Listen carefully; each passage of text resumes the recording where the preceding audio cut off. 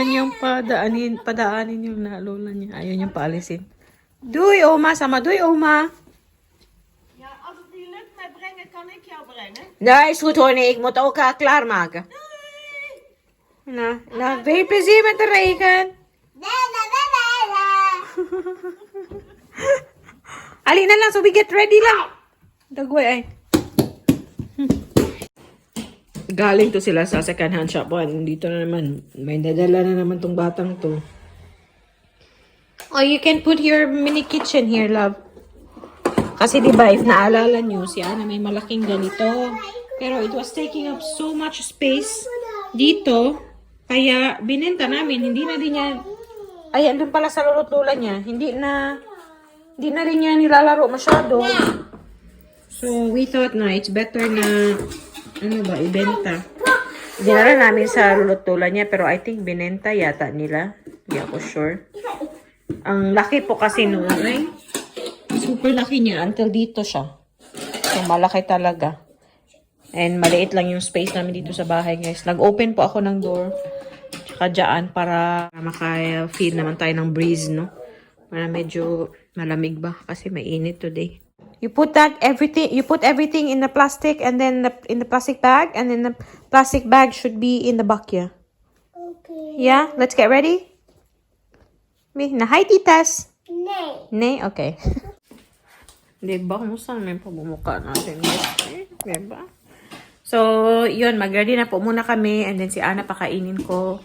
Magdalhan ko din ang baon to doon kasi for sure mabuboard to, so gustong kumain, mga ganyan ba. Balikan ko po kayo mamaya. Ay! Yan guys, tingnan nyo kung anong ginawa ni Ana guys. Nilagyan ng tag yung yung agtang ni mama, yung noo. What? It's from the banana that she's about to eat. Nilagay. Buing. Sama, hi guys! What are you gonna do, love? Banana. Yeah, you're gonna eat your banana? Yeah. We show them your banana, be. Yung banana. Yung Dutch po ng banana is banan. O, di ba? Hindi magkalayo. Banan. Banan. Banana. But in English, we say banana. Yeah. Not yeah. Banana. Banana. And in Bisaya, we say saging. Hindi ka tawa noon. Dili ba? Jogod. Saging. Saging. Kaon ka saging? Gaya ko saging, be. Gaya ko saging. Saging. Ganda, antag saging? Antag saging, be. Saging. I will eat your saging. Nee. Ikaw, busy kayo kastanan diya, ha? Gusto niya pong matulog. Sabi ko, wag na siya matulog para hindi na kami mahirapan patulogin siya sa gabi. Kasi ano naman ngayon mga almost 4 o'clock na po. And then, yeah. Hindi po kami nakapunta sa school. Tinext ko na lang yung teacher ko. Sabi ko sa kanya, manghingi na lang ako ng, yeah.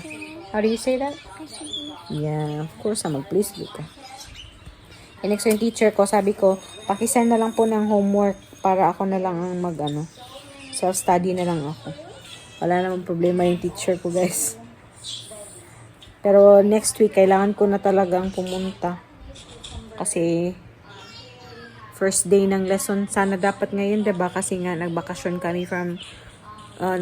din kami. Pero, yeah, wala tayong magagawa. Mahirap din naman kasi, kasi may bata tayong dala doon. And then, buhos yung ulan kanina. Medyo walking distance yung bus stop dito. Tapos, may bata akong dala. Tapos, pag uwi namin, same scenario din. So, sabi ko na lang, oh my God, sorry talaga. Pero, mag-cancel na lang ako sa lesson. Sabi ni Rot, ihatid na lang kita. Sabi ko, pero pag uwi namin, hindi mo kami mahatid kasi may work ka pa. Sabi niya, ay oo din.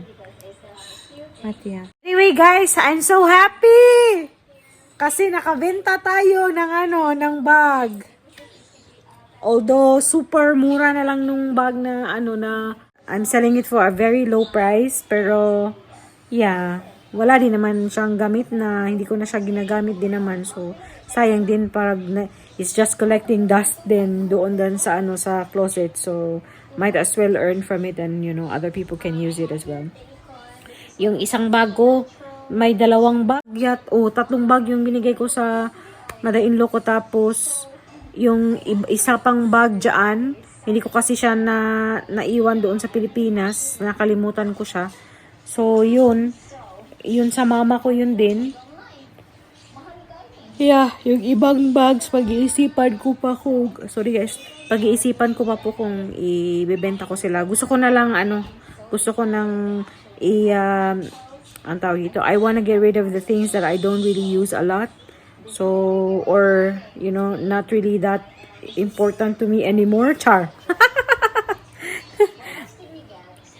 Mag-declutter lang talaga ako, guys. So, para at least ba, mabawasan yung mga gamit doon na hindi ko na masyadong nagagamit. So, masaya po ako na nakabenta tayo. Ayan na, ang dami ng message sa namin group chat sa school. So, i-check ko po muna yan. Nanonood ako ngayon ng vlogs ni Meljean Solon. Kilala niyo ba si Meljean Solon? Ano siya? Cebuana vlogger, travel vlogger po siya, and then also lifestyle vlogger. She's been to so many countries na, and then I admire her for being independent ba na babae. In a way sabi ko nga sa kanya, kay Meljean, in a way nakaka-relate ako sa kanya kasi nga who would have thought na yung probinsyana na katulad ko na wala, hindi ko man lang, it was not a dream for me to be able to travel to many countries, pero dumating siya, yun na ano siya ba? I remember yung single pa ako kasi guys, nung before ko pa na-meet si Ruth, I've been to many many other countries na din, and then many other cities.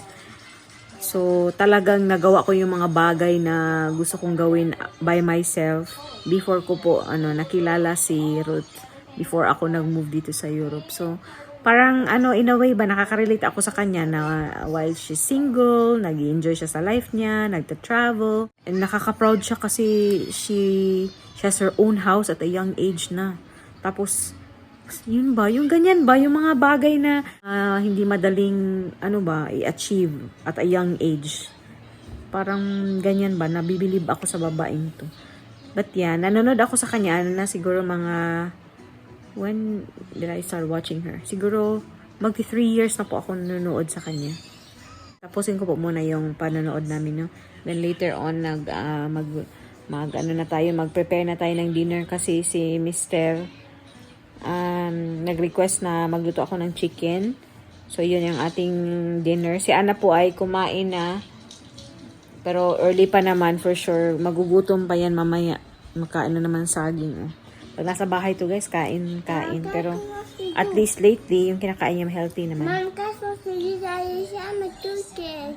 Is that tuche? Is that tuche? You're so pretty, my love. Love, you're so pretty. You don't want to eat anymore? You just save it so you can put it in the yogurt. Kausap ko pala si Dayan kanina, guys. Si Lovemere. Grabe. Yung mga chika namin these days, umaabot ng 1 oras. Ayun. First day po ni Dayan sa kanyang trabaho. So, sabi ko sa kanya, Day, good luck sa first day mo sa work. Of course, hindi ko naman mauunahan si Dayan sa pagsabi nito kasi may gap po naman yung mga vlogs ko. Mas early po yung pag-upload ni Dayan. So, Day, I hope nag-i-enjoy ka sa new work mo, Day. Chika na naman tayo. Hindi pa kami nagkikita ulit, guys. Ang tagal na. Last namin nagkita yung kasal niya, pero yun, nag-usap kami na magkita ulit. Pero mahirap kasi ng schedule ba kasi malayo. Tapos may trabaho na siya. Tapos ako din may trabaho, may bata pa, ang iwanan. So, I hope soon magkakita na kami ulit. Puhon-puhon, Day. Inaano ko po siya, iniinggit ko siya sa mga sa in-order ko last time, di ba, yung bibingka, yung suman, iniinggit ko po siya. Sorry, Day. Yun, sad daw siya. She's sad daw, sabi niya. Namimiss niya yung papa niya. Papa will be home soon, ha? These days din po si Ana, siya, very vocal siya na sinasabi niya, Papa, I miss you, or na mamimiss kita pag punta mo ng work. Ako din, sa akin din, pag Pag umaalis na ako, sabi niya, Mama, mamimiss kita ng sobra. Cute ng anak ko. Ay, Mama is here. Papa will also come home soon, ha? Guys, nakaka-happy kasi yung anak nung bago kong kliyente nag-message sa akin. Kasi siya yung nagbabayad ng ng service ko para sa parents niya. Tinext ko siya, sabi ko, gusto ko na bayaran every end of the month. Ganun. Sabi niya, ano na lang daw kasi binibigay niya yung bayad sa parents niya ng bultuhan. Para daw hindi na siya babalik-balik na bigyan ako ng pera or bayaran ako every time. So sabi niya, okay lang ba daw sa akin na every time akong bibigyan ng bayad ng every time na pumupunta ako doon, bayaran ako ng parents niya doon. So, sabi ko, okay lang din naman, walang problema. Suggestion lang din yung akin ba. Sabi niya, happy naman sa'yo yung parents ko. Kasi yung first 2 times, guys, po siya, parang trial ba? Parang ma-check namin kung fit kami sa isa't isa, kung okay lang din ba sila kung happy ba din sila sa serbisyo ko, ganun. Tapos, sabi niya, very happy daw. Sabi niya, very happy daw yung parents niya sa akin. Char. Siyempre, no, kahit naman guys na na part-time lang to siya and then mabigat din naman siyang trabaho, no, lalo't matagalan mo siyang ginagawa. Sa akin talaga, yung thinking ko is more and gusto ko ng income. Pero siyempre, kahit yung main motivation ko is income, guys, is pera talaga. I so want to make sure din naman na happy din sila, satisfied sila sa sa serbisyo ko ba. So, nakaka-happy po pag ganun. And dito naman, malalaman mo talaga kung they mean what they say because straightforward naman po talaga, lalo na ang mga Dutch. Yun. So far naman yung mga kliyente ko naman, happy naman po sila. And if may something, sinasabi nila kaagad. And so far, wala namang major na wala din. Never ako nakarinig sa kanila na, oy, nakalimutan mong linisin yung ganito, ganyan. Wala. Never, guys. Pumupunta lang ako doon. Most of the time, ako lang mag-isa. Ako lang ang tao sa bahay. Nagkikita lang kami pag dumadating ako doon, tapos umaalis na sila. Wala, ako lang mag-isa the whole time. Nakikita ko lang yung family pag dating ko, tapos aalis na sila kaagad. Yung Wednesday ko naman, wala. Totally, hindi kami nakikita. Kasi binigyan lang ako ng susi ng bahay nila. And then Thursday, same. Ako lang mag-isa doon. Tapos pag pumupunta ako doon sa bahay niya talaga nung may-ari, yung nagkikita kami pero saglit lang din kasi nagtatrabaho naman siya, work from home siya ba. Tapos itong bagong mga kliyente ko, mag-asawa, mga may edad na po, mga retired na sila, andun din sila sa bahay. So sila lang yung unang kliyente ko na andun talaga ba. Tapos pag naglilinis ako sa loob, andun lang sila sa sa garden nila, nagbabaraha. Ang cute nila tingnan. Tapos naririnig ko sila, nagchichika, nagdatawanan, ang cute-cute nila, guys. So yun, happy po ako kahit minsan talaga masakit po sa katawan. Pero the good thing about this kind of job, masakit sa katawan, tapos i-rest mo lang, tapos na. Unlike sa trabaho ko dati, syempre, I had to study all the time. I had to study for my next lessons, ganun. So, always kang, dito yung palaging pagod. So, syempre, hindi din maiwasan, masistress tayo, lalo na pag may mga estudyante ako dati na talagang demanding. Kasi lalo na sa Vietnam, most of the students na hinandle ko po, mga mga VIPs and also executives ng companies nila. Ang iba nga, may mga may-ari ng kumpanya. So, mga ganong level yung mga estudyante namin, guys, doon sa Vietnam. And then, yung iba naman, yung mga asawa ng mga expats na executives doon na nakakasalamuha ko din kasi nag-enroll din sila sa lessons namin. So, iba't ibang klaseng kliyente na din yung mga nakasalamuha ko. So, yun. Hindi din maiwasan na na makasalamuha tayo na mga tao na mahirap pakasamahan. Pero no choice talaga kasi trabaho is trabaho.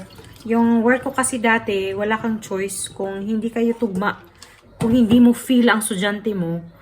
Pero feel na feel ka naman niya. Mag-i-enroll at mag-i-enroll sa klase mo. Kasi doon sa Vietnam, booking system kami. So, a month before, open na yung schedule namin guys. Makikita mo na kung pagpatak ng 12 midnight kasi open na yung schedule, paunahan na po yung mga estudyante namin na i-book kami. Otherwise, mauubusan sila ng time. So, hindi na nila makukuha yung schedule na gusto nila and also yung teacher na gusto nila. So, yun. Yung mga, lalo na yung mga nanay na nagbubuk para sa mga anak nila and para sa mga sarili na, my God guys, grabe, alas 12 pa lang. Pag 12:01, ala na, kita mo na yung schedule mo. Kunyari, ngayon? August. Pag patak ng August 1, meaning September, available na po yung open na yung schedule ng September. So, ganun. May tino po ako dito. Nag-comment pala si Sam, nag-thank you si Sam sa sa hack ng pag-thaw or pag-defrost ng ating mga frozen na meat, for example. So, yung natutunan ko lang din siya sa sa TikTok. TikTok ba yun? Or kasi wala na po akong TikTok. TikTok or reel sa Facebook. Na yun nga, lagyan ng, depende din guys yung time kung gaano ka-frozen yung meat.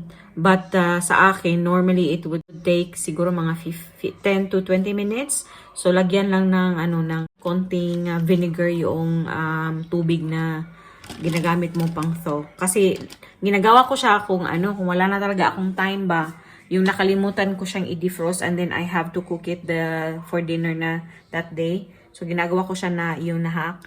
Pero, most of the time, the day before, or the night before, nilalabas ko na po yung meat and then nilalagay ko sila sa ganito para hindi naman magbaha ng dugo doon sa fridge natin, no?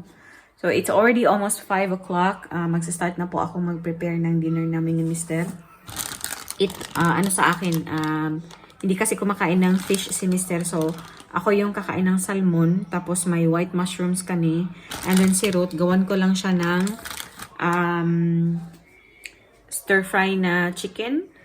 Chicken cubes lang siguro. Chicken breast po ito. Tapos, ko lang siya. Lagyan ko ng onion, garlic.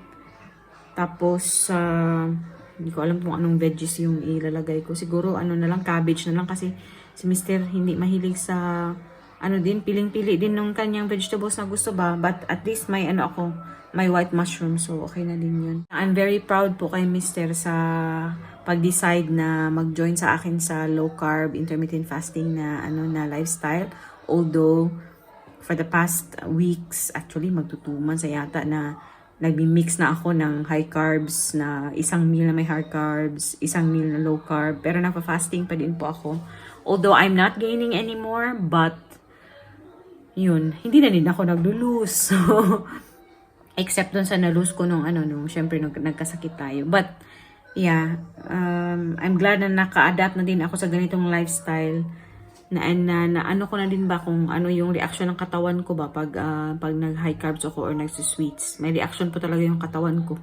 Ganun. Happy po ako na nag-join si Mr. And let's hope na magtuloy-tuloy yung kanyang pag-hit sa kanyang goal. No? Suportahan lang natin. And syempre ako yung taga-luto guys. So ako taga-isip kung ano yung kakainin namin.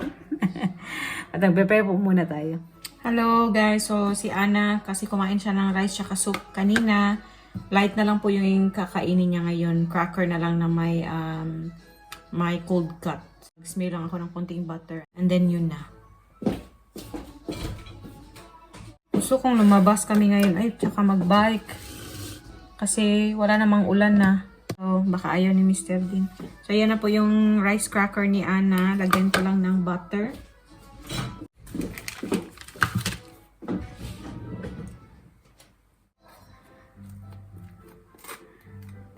Light lang. Minsan guys, pag ayaw nyo kumain, nagre-request lang siya ng ganito sa sa breakfast. And then, binibigyan ko lang siya ng fruits. Yun. Tapos, bumabalik na siya ulit sa guys, sa milk, pag-milk. Kasi, ang tagal ng panahon na hindi na siya nagmi-milk eh. Ayan, may cold cuts na siya. Ganyan. Kumain na din siya ng banana. So, madami na po siyang nakain. And, hindi ko na din po patatagalin yung ating pa-video, no? Gusto ko sanang ipakita na din yung pero Sobrang haba na po ng vlog, I think. And normally, hindi po ako nakakapag-vlog ng sobrang mahaba. Kasi hindi po kaya ng aking phone yung memory. Kasi sometimes mabigat yung files. Lalo pat galing siya sa vlogging camera ko. Okay lang kung cellphone yung gamit ko minsan. Pero pag tinatry ko siyang i-4K, ayaw na talaga guys. So minsan, I go down to FHD or HD. And hindi po maganda yung quality. Nagreklamo si Ruth pag nanonood siya ng vlog ko. Lalo pat it's moving. Yung nasa car kami or basta moving yung may motion yung pag film ko. Makikita nyo, para siyang may ilang seconds na parang gumaganon, parang iba yung niya, para siyang ang tawag dun? How do I say that? You notice when you do time lapse, yung ganon, or time lapse, and then parang nag-free siya ng konti, hindi ko ma-explain ng maayos. Ganon po ang kakalalabasan. So, sabi ni Ruth, itry ko daw na sa computer mag-edit. So, sabi ko sa kanya, there are free editing softwares, but very basic yung kanilang features. So, if I want to use the same effects or the same features na gusto kong mangyari sa vlogs ko, I would have to buy it. But currently, may editing software akong ginagamit and then cheaper siya compared to others ba. Kasi I pay for this editing software po, yung KineMaster. Yung old KineMaster, super lang siya, affordable. Nasanay na po kasi ako sa KineMaster parang 2020, KineMaster yung gamit ko, and then iMovie. iMovie is free, but then the problem is very limited din po yung kanyang features sa phone. I'm not sure how it is. Especially namumblema ako sa pag-caption. Yung may caption, if you notice, since last year, may caption ako. And then, nagta-translate ako. Since last year ba yun? 2 years ago na yata yun. Yung minsan may mga translation ako ba, ganun. Sooner or later, yun yung kailangan kong i-search. Gusto ko din sa computer na lang din siguro mag-edit pagkatapos ng subscription ko dito sa aking editing software. I'll look for another editing software sa computer kung magagawa para pag-transfer ng files diretso sa vlogging camera to the computer, and then it doesn't eat up so much of my memory sa phone.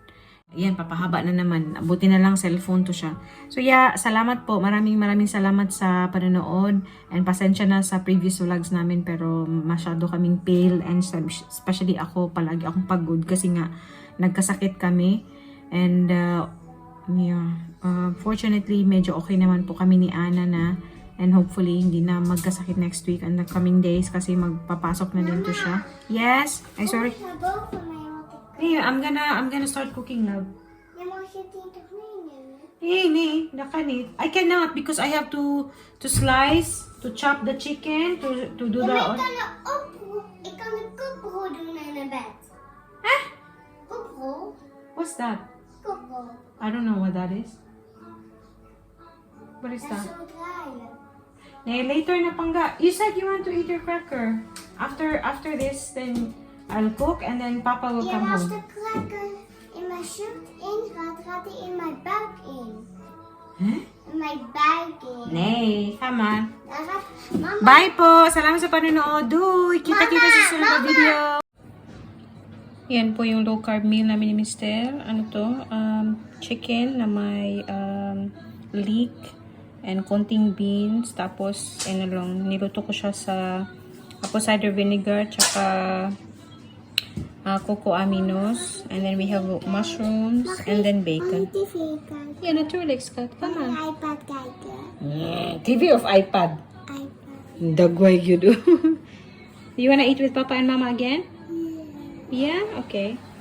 Same din sa akin, guys. Although, gusto ko talaga na maliit na plate yung ginagamit para at least pag tiningnan mo, marami na yung pagkain. So, it tricks your brain. Kain!